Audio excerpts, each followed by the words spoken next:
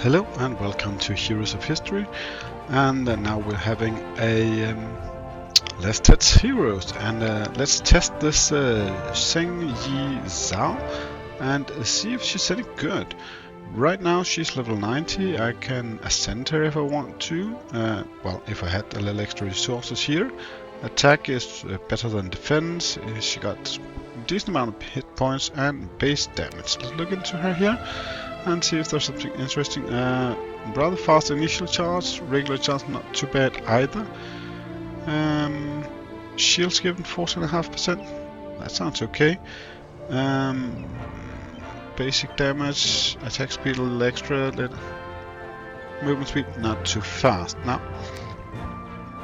let's look into what her abilities is. It says Oceanic Protection, grants herself Qianlian and Shunfenga and all units within a range of 2 around each of them a shield with 400% of her base damage. That's level 28, and well, that should be very well, and we can get all up to 444% of her base damage.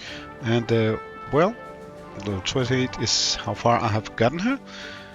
Equipment wise, I have found a musketeer set for her. With well, okay weapons, and found a hussar set for her as a garment here, and also adding, well, a lot of things to her improvements here. Relics, I found a loose chestman for her. Well, it can't be much better. Increased shield points, the holder gives the others and themselves by 4.5%, which was what I showed you earlier.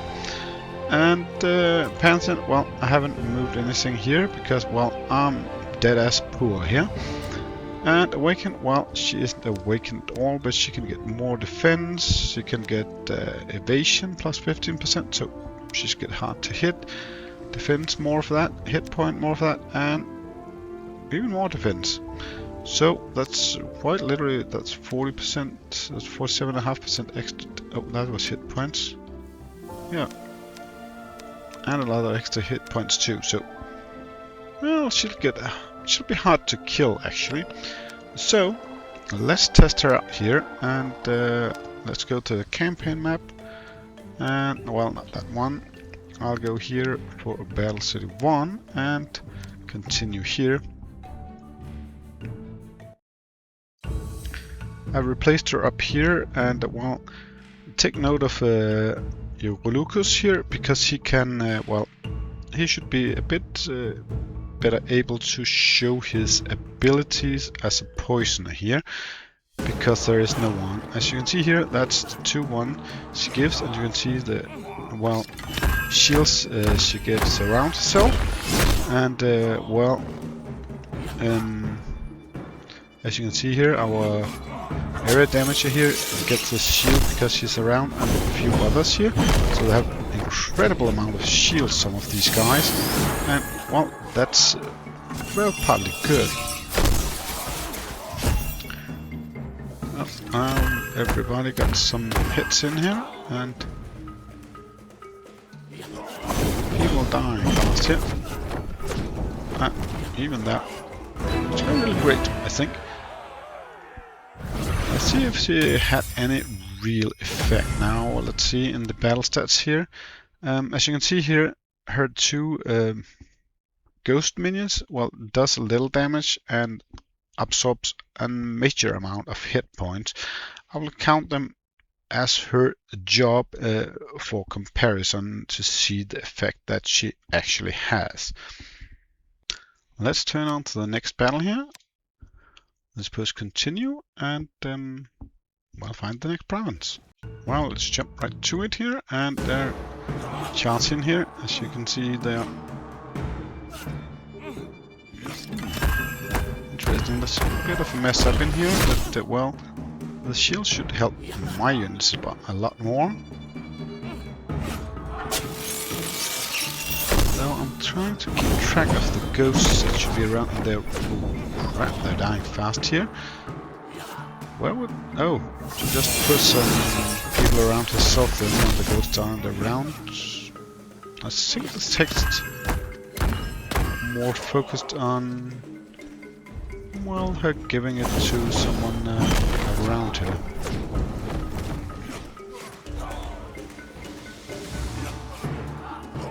There we go. Well, the battle is already over, so let's see what the stat says this time. And, well, I think the ghost did, well, took pretty much the same amount of hit points, so it isn't that bad. And Giacomo won again. Okay.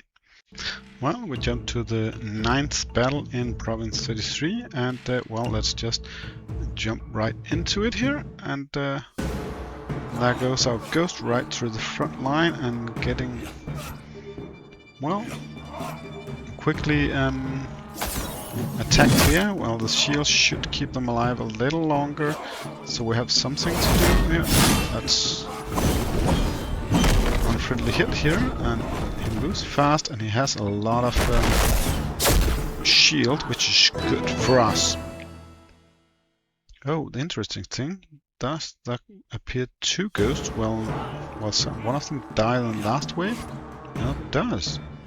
So they're actually coming up every time, well, the next wave starts. I'm not sure if that is intended though, but it sure is nice, well, at least to me, because I benefit from it. Let's see how we're gonna crack them down.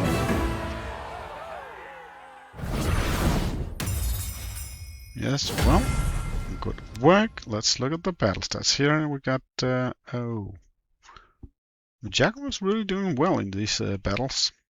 And we jump to Province 34, Battle 9, and, well, let's do it one more time. Then we have the 4th battle, and the super fast ghosts are going in there. Oh, one of them actually died before we got the first shield. That was crazy fast, but they are also, well, crazy fast to the front line, which is not necessarily a good thing if you want them to survive and do maximum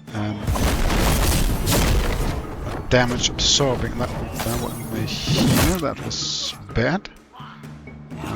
Well, I can't see anything going super great right now. I think we'll lose this one. That's well, that's not nice.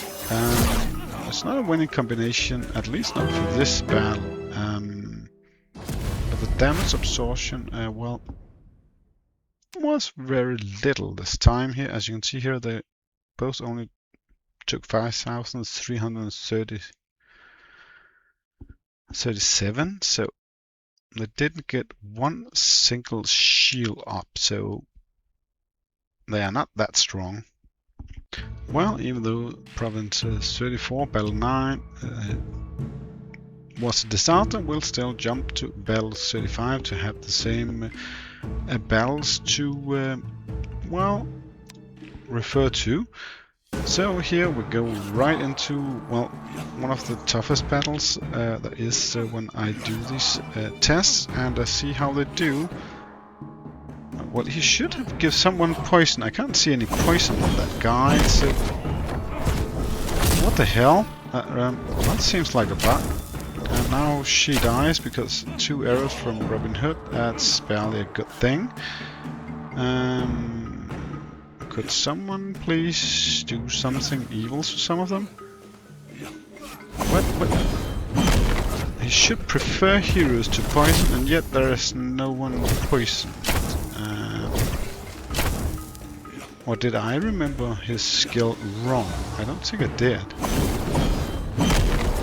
Well, I think I would need to recheck on that.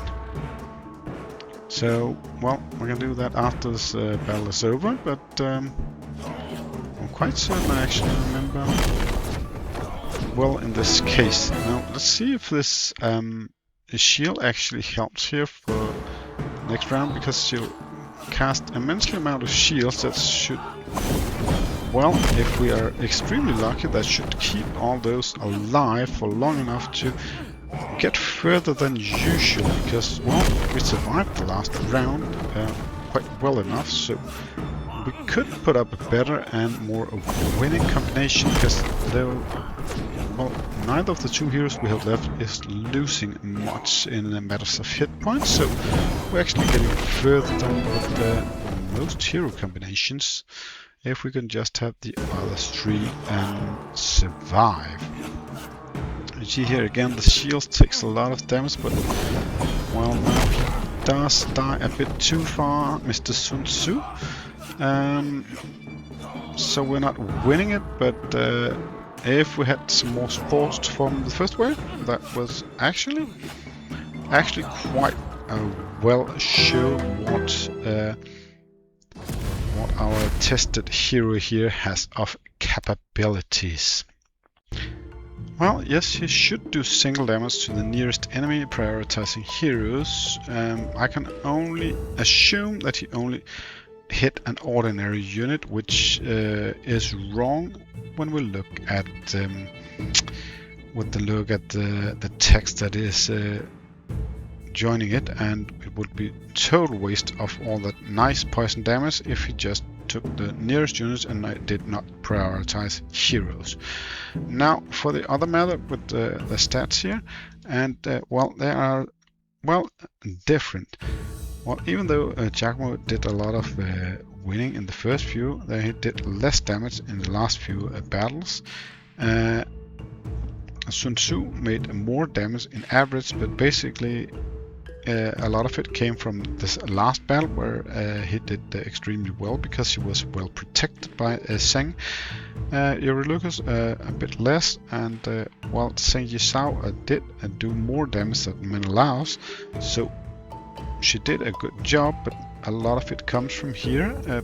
But other than that, she didn't do much more damage than him in the first 4 battles, so mainly it comes from the last one.